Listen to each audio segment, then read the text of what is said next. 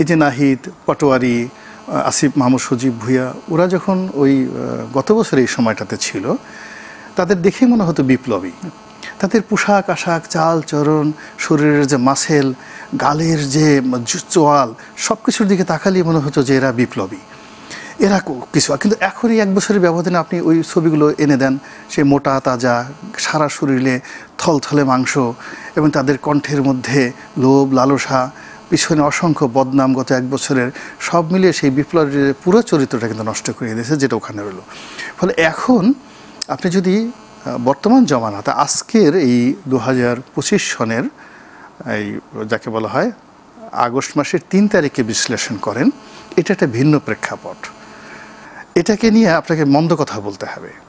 আর যদি আপনি সেই 2024 সনের যাকে বলা হয় এই দিনটার কথা চিন্তা করেন, বলতে হবে যে বাঙালি তার 1000 বছরের মধ্যে যে কয়বার জেগে উঠেছিল, সে কয়বারের মধ্যে অন্যতম ছিল সেই 2024 সনের সপ্তাহখানেক সময় এটা ছিল। আর যে সময়টাতে বাঙালি সফল হয়েছিল, শুধু জেগে ওঠা নয়, আমরা বহুবার জেগে উঠেছি, কিন্তু আমরা সফল হতে পারিনি। হ্যাঁ, এবং আমরা ওই খুব অল্প সময় আমরা সফল হয়েছি। তো আমরা সেই সফল হয়েছিলাম বাঙালির সেই সময়টাতে।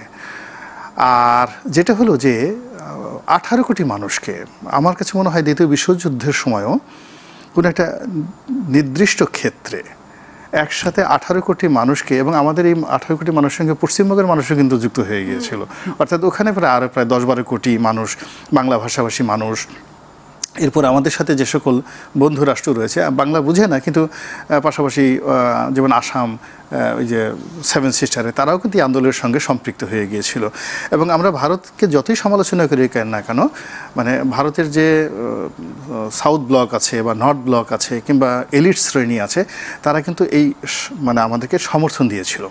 ফলে কি হলো, আমি ইতিহাস নিয়ে যতটুকু পড়াশোনা করেছি, আমার কাছে মনে হয় অ্যাটলিস্ট 50 ক্রোর 50 কোটি মানুষ একসঙ্গে এই আন্দোলনের পক্ষে তারা দাঁড়িয়েছিল। মানে বাংলাদেশের 18 কোটি আর বাইরের কথা বলছেন, দেশের বাইরে সব জায়গা থেকে। এবং পৃথিবীর ইতিহাসে একসাথে 50 কোটি মানুষ মানে 2 সপ্তাহ ধরে কোনো একটা বিশেষ বিষয়ে ঐক্যমত ধারণ করেছে এবং বিজয় লাভ করেছে, এরকম আমি দেখিনি। কিন্তু দুর্ভাগ্য যে আমরা সেই জিনিসটা এখন পর্যন্ত ভালো রাখতে পারিনি। ওইখানে অনেক আপনি যেটা বলছেন সমালোচনার জায়গা তৈরি হচ্ছে, সেটা আসবো। যে আলোচনাটা আপনার কাছে রেখে গিয়েছিলাম, যে লাশের রাজনীতি এই দেশে খুবই বড়, যে কোথাও যদি একটা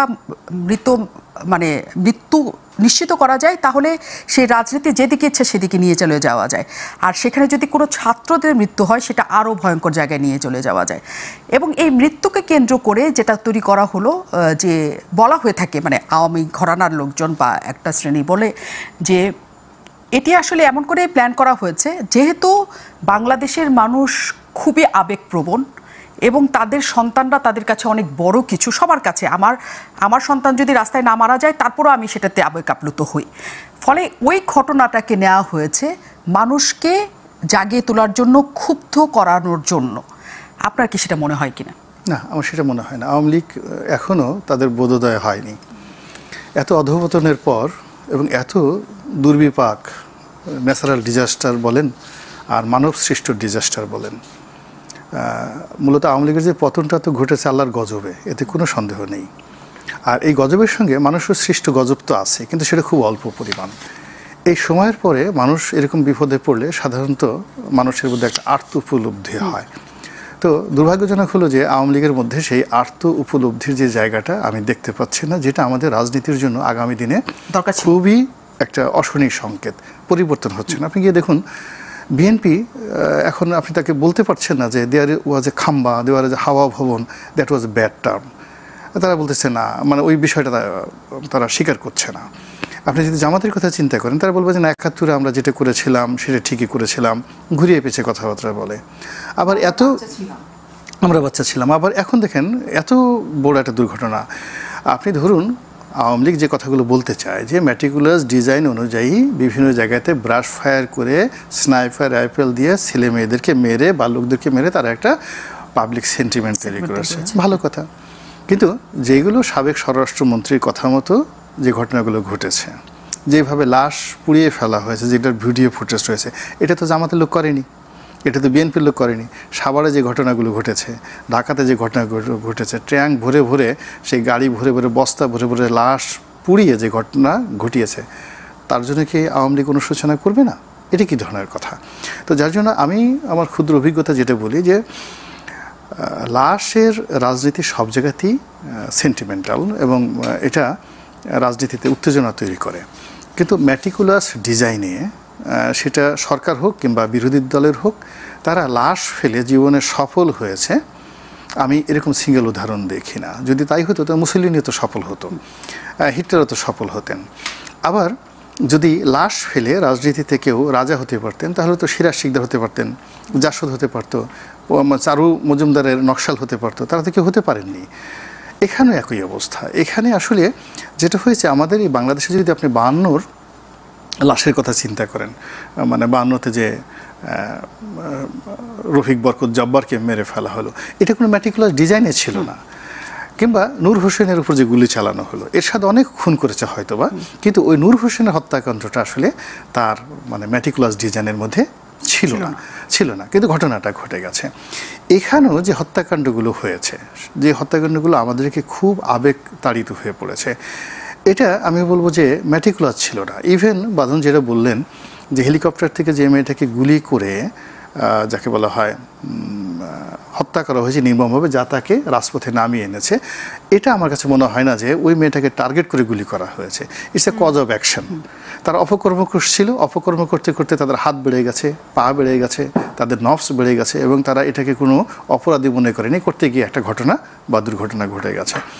এইভাবে আসলে পুরো একটা জিনিস হয়ে গেছে। আমি আপনাকে একটা কথা বলি, যে আগেই যেটা বললাম যে আমাদের দেশে রাজনীতির দার্শনিক নাই বললেই চলে। আমি তো এই জগৎটার সঙ্গে আছি ছাত্র রাজনীতি সেই অনেক আগের থেকে, 82-83 সন থেকে, আর জাতীয় রাজনীতি করছি 2001 সন থেকে। এই সমাজের এমন কোনো লোক নেই যারা বড় রাজনীতিবিদ যাদের সঙ্গে আমার সম্পর্ক হয়নি। কিন্তু পলিটিক্যাল ধর্মতত্ত্ব, যেটাকে বলা হয় থিওলজি, আর পলিটিক্যাল ফিলসফি, বিশ্বাস করেন কারোর মধ্যে এই দুটো টার্ম আপনি জিজ্ঞাসা করেন যে what is political theology and what is political psychology and philosophy, শীর্ষ নেতৃবৃন্দ যারা আছে, আপনাকে যদি আধা ঘন্টা এখানে কথা বলতে পারে, আমার এই দুটো হাত আপনার এখানে, আপনি এখানে হাতুড়ি দিয়ে পিটিয়ে আমার 2-3টা আঙ্গুল ভেঙে দেবেন। তো এই নলেজ দিয়ে আসলে ম্যাটিকুলাসলি ডিজাইন হয় না, এই নলেজ দিয়ে আসলে কোনো কিছু না। তারা জাস্ট একটা সারপ্রাইজিং শব্দ, এটা বললে মনে হয় মানুষের মনে করো যে আমার অনেক পাণ্ডিত্য আছে, অনেক জ্ঞান আছে।